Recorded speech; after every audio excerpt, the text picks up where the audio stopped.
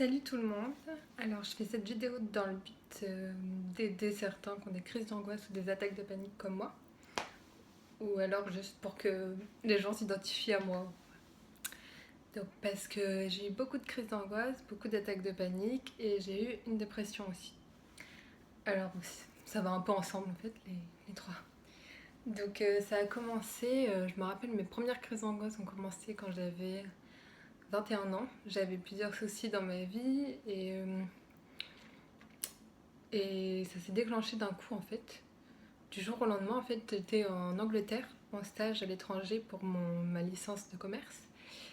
Et en fait, du jour au lendemain, j'ai commencé à avoir des attaques de panique. Alors c'était assez impressionnant. Puis je connaissais personne qui en avait, donc je savais pas du tout ce que j'avais en fait. Et en fait, quand on a des attaques de panique, on est persuadé qu'on a tout sauf une attaque de panique. En fait, c'est une crise d'angoisse qui atteint son paroxysme.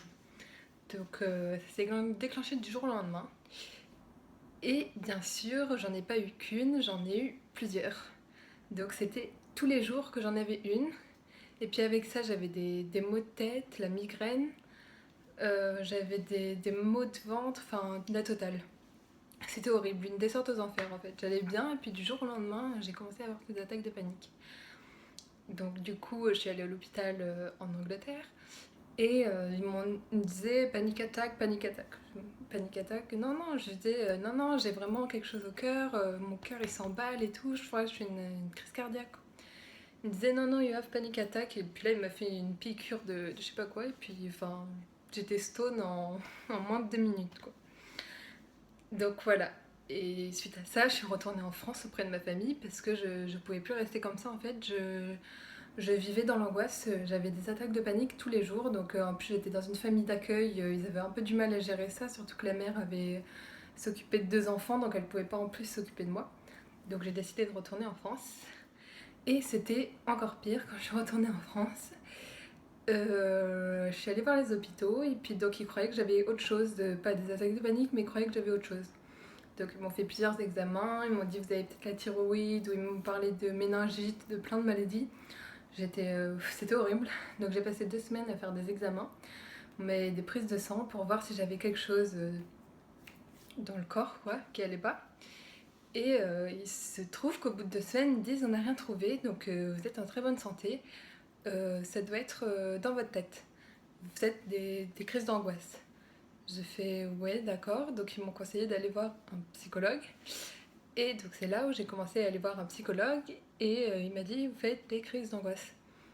Donc j'ai fait, je lui ai dit d'accord, non mais je suis pas sûre, etc. Il me fait si, si, vous faites des crises d'angoisse, je sais, j'en vois plusieurs dans la journée comme vous. D'accord, donc suite à ça, j'ai regardé sur internet et effectivement, il s'est trouvé que plein de personnes souffrent des mêmes symptômes que moi, c'est-à-dire des crises d'angoisse, des palpitations, des bouffées de chaleur, enfin tout ce qui va avec. Donc suite à ça, il m'a prescrit des antidépresseurs. Ça a été très très très difficile au début. J'aurais préféré le faire à l'hôpital plutôt que le faire toute seule chez moi, de prendre ces médicaments.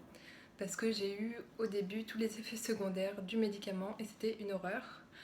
C'est-à-dire vomi, j'avais la tête qui tournait et en plus de ça, j'étais encore plus angoissée.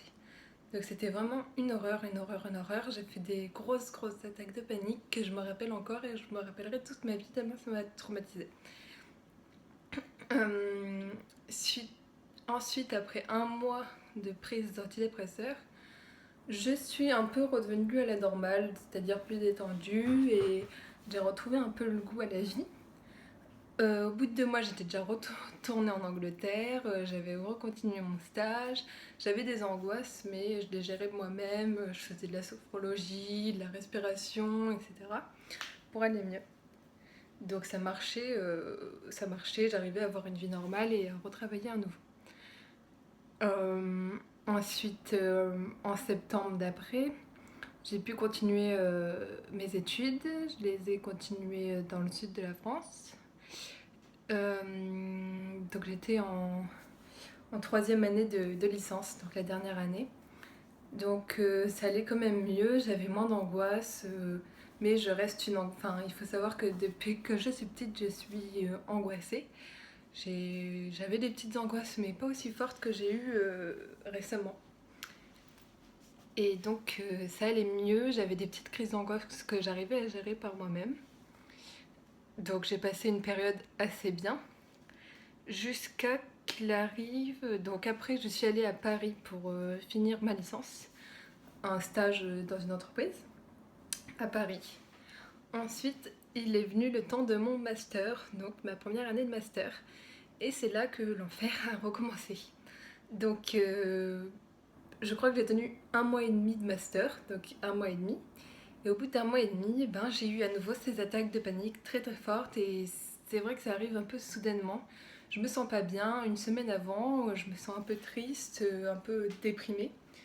Et puis, quelques temps après, ça arrive. Donc c'était assez gênant parce que ça m'arrivait en classe. Et je me sentais mais oppressée, j'avais le cœur qui battait à 3000, j'avais la tête, j'avais l'impression que j'allais exploser tellement j'avais mal à la tête. Enfin, je me sentais vraiment oppressée. En plus de ça, je pouvais pas sortir de classe parce que ben, c'était interdit. Les profs, chaque fois que je leur disais je peux sortir de classe pour aller aux toilettes, ils me disaient non, attendez la fin du cours et tout. Sauf que moi, j'avais des crises d'angoisse. Et quand on a une crise d'angoisse, ce qu'on a envie, c'est juste d'aller prendre l'air et de se détendre, quoi. Donc c'était affreux. Donc j'arrivais à tenir pendant 1 mois et demi. Et puis après, je devenais en fait claustrophobe et agoraphobe. Et je ne le suis pas normalement. Mais quand je commence à avoir des crises d'angoisse, je le deviens. Donc, c'est-à-dire que je ne pouvais plus rester en classe. J'avais des crises d'angoisse presque tous les jours. Donc, j'étais obligée de partir de cours et de rentrer chez moi. Donc, les gens se demandaient un peu ce que je faisais, ou pourquoi je rentrais. Je leur disais, je suis pas bien, je suis pas bien. Ils comprenaient pas trop. Voilà. C'est sûr, quand on n'a pas cette maladie, ces crises d'angoisse, on comprend pas trop le comportement de l'autre, quoi.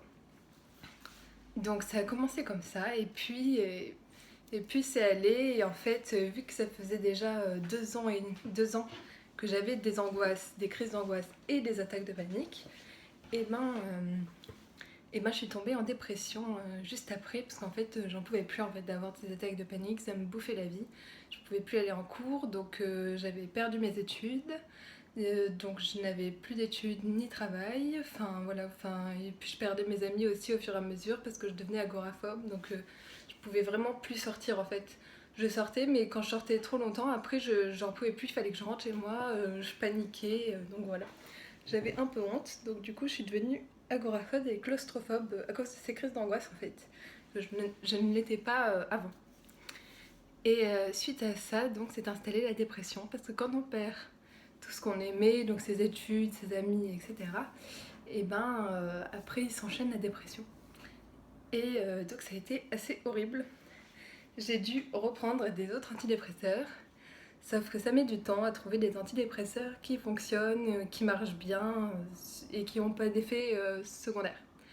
Donc j'en ai essayé, je me rappelle, 2 ou 3, donc suite à conseil d'un psychiatre. Et il se trouve que le troisième allait plutôt bien parce qu'il n'avait pas d'effet secondaire. Donc il faut savoir que cette période-là, j'avais été dépressive et je faisais des crises d'angoisse tous les jours, tous les jours. Je vivais dans la peur. C'était horrible. Horrible, horrible, horrible. Bref. Donc ce médicament m'a en quelque sorte sauvé la vie. J'ai pu... En fait, il m'aidait à dormir déjà.